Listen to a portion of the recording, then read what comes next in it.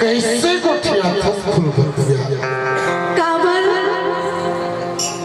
अभी जे आए हैं अभी जे जब कथा नहीं रसिया भर बताई मोला बड़ गाली दी जी मोला चाचा पर तो लागेगी ना तोर चंदा सही चकचक ले चेहरा न देखे पर हाँ मैं 15 महीना दिन ले डहर देखत रहे हो तो का होई आ जाए इच्छित जब सुन रंग रसिया छोड़ी देना मोला देगा रसिया रे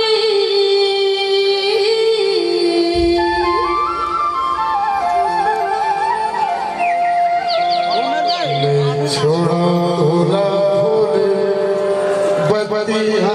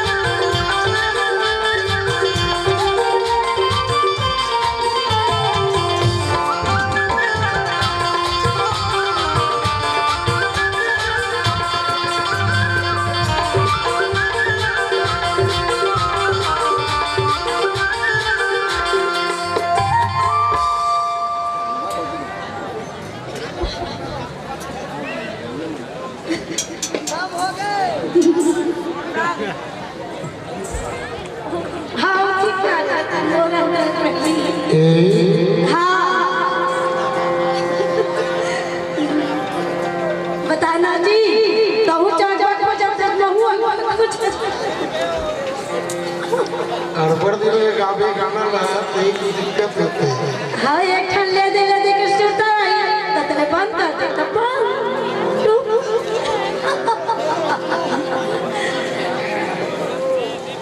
कारी वो तो माया भूला गई वो सुर भैया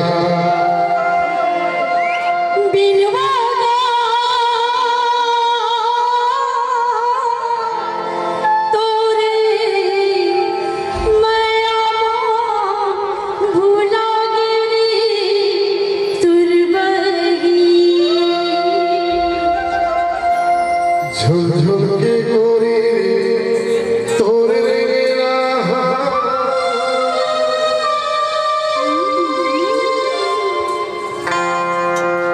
झुल झुल के गोरी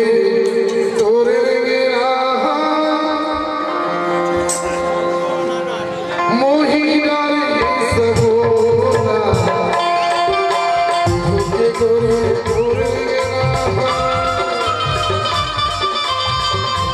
गोरे गोरे मोही गारी सबोला